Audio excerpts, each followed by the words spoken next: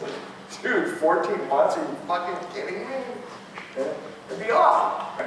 In 12 weeks, you can turn this shit around and have the skills to keep it. Right? So let's talk about how does this psychotherapy work? What is the big treatment you've had beaten into you as a psych major here at SUNY Albany? Real loud, go ahead. CBT. Cognitive behavioral therapy. Right? And that must be it. That must be the fucking one.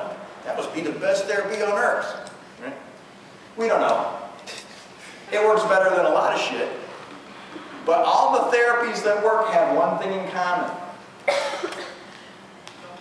You often go talk to someone for a week who gives a fuck. You have 50 minutes of someone's undivided attention, and that person actually seems moderately interested in you. Wow. All right. So have I had a depressive episode or two? You might be stunned to learn I have. As a teenager, can you imagine having an adult's undivided attention for 50 minutes every week? Dude, I was in fucking heaven. This old dude's gonna fucking listen to me for an hour. Right? My parents had their heads up their asses. It was the 70s, right? Everybody's fucking everyone. You're a teenager. Everything's confusing, right? You get to talk to somebody who gives a shit every week. Oh my God. Odds are high. That's part of why it works. But what's that other big deal in cognitive therapy? What's that tacit assumption in cognitive therapy, or even stated?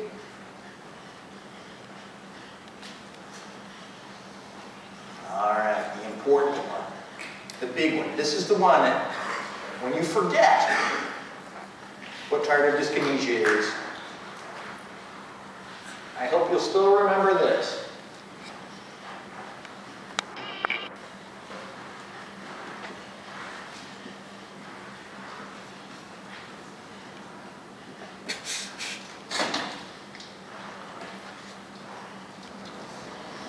My thoughts are not reality.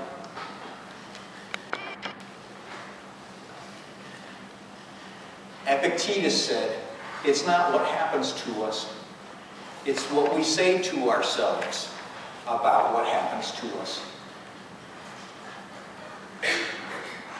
that contributes to our lives. Who's the kick-ass tennis player now? Who's the one who's so fucking great? Who? Say it again. Djokovic? Yeah. When a tennis ball is flying at me at 90 miles an hour, I think, duck. When a tennis ball is coming to Djokovic at 90 miles an hour, he thinks, opportunity. Okay? So his reaction to the same stimulus that I react to is categorically different. Okay? Because of the thoughts. Alright? Now, is this that Pollyanna fucking put on a happy face, think positive shit? No. Because that crap will drive you fucking bananas. Oh, I know your dad died, but he's in a better place now. Fuck a bunch of that. I want my dad here. Okay? How about realistic cognitive assessments of what's going on? Right? And depressed people think they are being realistic, right? Mitch, this is the worst thing in the world. And I say, let's put it on a scale, 0 to 100. 100 is global thermonuclear war. Now, what was your problem again?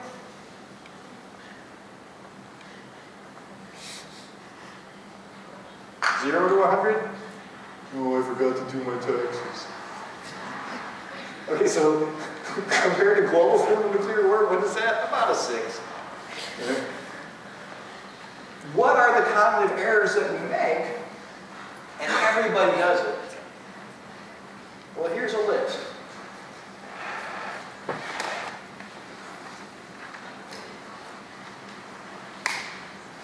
Right?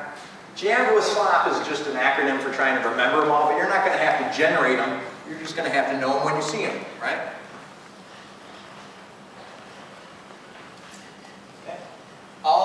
thinking, this is also called dichotomous thinking. And this is my favorite one. It's totally the greatest one of them all. Right? Either you're a winner or you're totally fucked.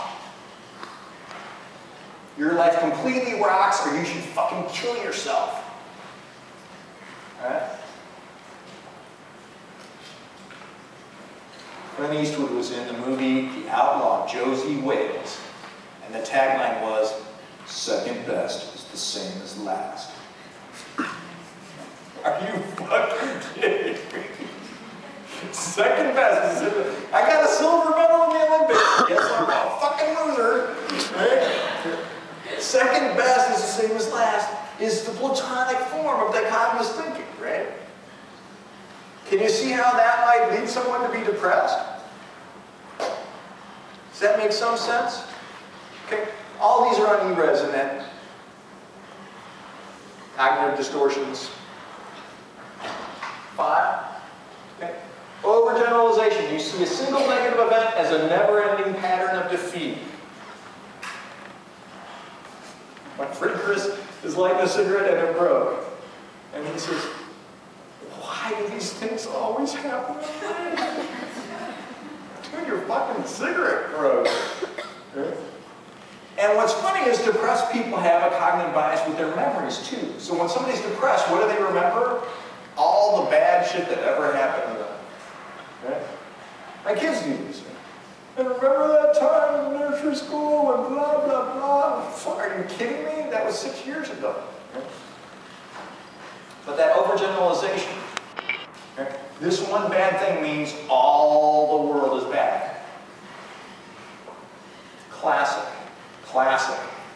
depressive cognition. And you're going to have these thoughts. It's just part of being human. And pat those thoughts on the head and say, oh, thank my mind for killing that one. Ha, there I go again. My mind is so creative. Yesterday I lost my keys. Well, Maya fucking hid my keys. My 9-year-old. Little bitch. Alright? She went out to the car to get her iPod, and she had her iPod. She didn't give a fuck where she threw the keys. She already had what she wanted. And I, of course, thought, I just can't have kids. Right? Slight overgeneralization? Yeah. Okay. Mental filter. You pick out a single negative detail and dwell on it exclusively so that your vision of all reality becomes darkened. Alright? And you know these people, right? Let me tell you what happens when you're an assistant professor and you're teaching and you get your first teaching evals. Right? You got a class of 220 and everybody says, this class rocked, I love it. And one person says, this guy sucks. Right? And which is the one you think about all the fucking time, all summer long afterwards? This guy fucking sucks. Right? Mental filter. It's like all those 200 and X good ones didn't get in. Alright? Anxiety folks do this too. Okay? You get an ambiguous stimulus. You get an ambiguous sentence. And you interpret it in the most frightening way possible. Okay, my wife, I have to fucking live with this all day long. Right? Here's the sentence. The doctor was impressed with Mary's growth. Okay? I thought, oh, she was this tall. No, she's this tall. The doctor's totally fucking impressed. My wife's like, she's got a tumor. She's got a tumor. Right? Yeah. It's fucking cognitive filter. It does it. Okay. Disqualifying the positive. You reject positive experiences by insisting they don't count. My friend Kennedy Sunshine, who is now an adolescent psychiatrist, one of the most depressed teens I hung around with, which, by the way, what a surprise, depressed teens love each other. Right? We're doing a reading at Temple. I know that's hard for me to...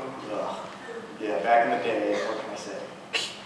And this woman comes up and says, that was such a delightful reading. Kenny, you in particular really moved me. And she walks away and goes, that old bitch is probably deaf. Okay? Disqualifying the positive? Yeah. Right, exactly. Jumping to conclusions. You make a negative interpretation even though there are no definite facts that convincingly support it. The dean says, Mitch, you shouldn't say fuck so much. And I think, she hates my guts.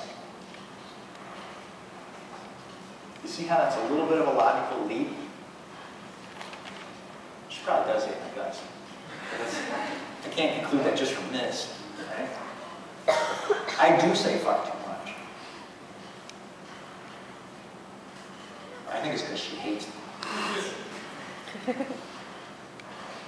So you can walk through these, but there's just two distinctions on this, jumping to conclusions. Mind reading, okay? You think you know what somebody else is thinking, right? She's thinking I'm an asshole. And then fortune telling. You anticipate that things will turn out badly, right? My friend Bob Boucher, oh God, I think he's a professor at one of the other SUNYs now. But when we were at Columbia, I finally, I had a big party. There was a woman there who I thought might like him. And he asked her out on a date. And I was so fucking proud of him because I thought, this guy's never going to get laid. Right? And he gets her number, he calls her, she says, yes, I'll go out with you. He hands it the phone and says, she's probably going to get hit by a bus. Fortune teller error? Yeah! Right? And then what a surprise, she went out with him and I was like, hey, how was that date with Bob Boucher? She's like, I really didn't have that much fun. Right? I'm sure you didn't, because the whole time he was waiting for you to get hit by a bus. These other ones you can work through, but I do want to play up emotional reasoning just because I see it a lot. I feel it, therefore it must be true. Alright? This has to suck because I feel like it sucks. Okay? This is the worst thing ever. How do you know? Because it feels like the worst thing ever. Okay, straight guys, lesbians. There's a time when you hear this, you don't say shit. You understand? If she says it's the worst thing ever, you say, I'm so sorry, honey. Follow me? Okay, but you can think, there's a cognitive distortion I'll talk to her about later. When she's in the better mood. What does the cognitive therapy do? A lot of it is identifying these and then teaching people to dispute them. I lost my keys. I shouldn't have kids. That's a bit of an overgeneralization, Mitch. In fact, it's kind of jumping to conclusions. How about this? Find your fucking keys. Right? And that may be the best treatment of all, behavioral activation. What do depressed people do all day? What's that? Nothing. Pull the shades, put on the Neil Young, right? I could be happy the rest of my life with this. 3 hours of that shit? I wondered why I was depressed before. Now I'm totally depressed, right? What are you going to do? Well, I was going to watch Full Metal Jacket. Really? How about ordinary people? Why don't you watch something about the Holocaust? Right? What a surprise. You don't do happy shit, and you're unhappy. Behavioral activation is all about doing fun stuff. Stuff that's consistent with your goals. Not just party, party, party, but, hey, I got to get this grant written, and actually, if I could just write it, I would probably feel like I'm not a worthless piece of shit. But I can't write it, it's too much. It's too much. But I could open the file. I could open the file. That would be something. I got the file open, I am the man. All right. I'm just going to write the first word. The. No, wait, A. No, wait, this. Oh, it's the cognitive fuck-ups. All right, I'm just going to write anything. Fuck the world. Hey, I'm writing. I'm writing! Kill Flanders, kill Flanders! I'm writing! They're not going to fund this. All right, well, what's my first hypothesis? Kill Flanders. Now wait. Right? If I do something, if I just take a little bitty step, I'm going to do better. Right? Now what's the cognition we have? Oh, I'll take this medicine, I'll take this antidepressant, and then I'll feel like doing shit. No, you won't. You do shit, and then you feel like doing shit. Nobody gets up first thing in the morning going, hey, I'm ready to rock the fucking day. This is going to be awesome. Do you? 5-year-olds. I totally envy you. 5-year-olds do. Who does? They wake up and make them rock the day. 5-year-olds. Who does? 5-year-olds. 5-year-olds, exactly. Maya gets out of it, she's already 9, right? So she's a little jaded. Right? I'm going to eat me some toast. Like that's going to be a fucking rocker. Right? And in truth, I make some pretty good toast. But that behavioral activation is part of it. These cognitions are part of it. All right? Now what I want to show you is just a brief dysfunctional attitude scale